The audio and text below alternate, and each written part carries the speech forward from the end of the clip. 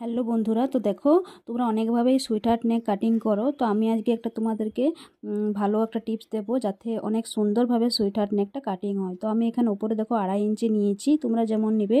আর এখানে নিচে আমি নিয়েছি ঝুলটা 6.5 ইঞ্চি, এটা সেলাই করে পর 7 ইঞ্চি হয়ে যাবে। আর এই নিচের চওড়াটা 3 ইঞ্চি আমি নিয়েছি, একটু বেশি নিতে হয়, হাফ ইঞ্চির মতো নিচে, তাহলে আরও ভালো হয়। তারপরে এখানে দেখো আমি উপরে 2 ইঞ্চি তুলে নিলাম। তো তোমরাও এমনি করবে, দেখবে সেলাইটা খুবই সুন্দর হবে। তারপর উপর থেকে আমি ড্রয়িংটা করে নেব। আর এই কোণাটা একটু ভিতর দিকে ঢুকিয়ে দেবো হাফ ইঞ্চির মতো, বেশি আবার করো না, ওইটাতে আবার গড়বড় হয়ে যাবে।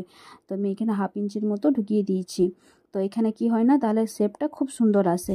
তারপর এখান থেকে দেখো সোজা নিবে না কিন্তু, হ্যাঁ, একটু উপরে তুলে পরে তারপর কোণাটাতে মিলাবে। দেখো এখানে ড্রয়িংটা কি সুন্দর হয়ে গেছে, এবারে কাটিং করে নেব।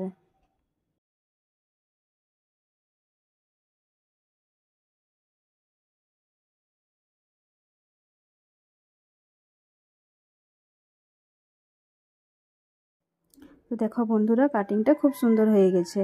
তো এই ভিডিওটা যদি তোমাদের ভালো লাগে, ভিডিওটি লাইক কমেন্ট করে দিও আর চ্যানেলটিকে ফলো করে দিও। Bye bye.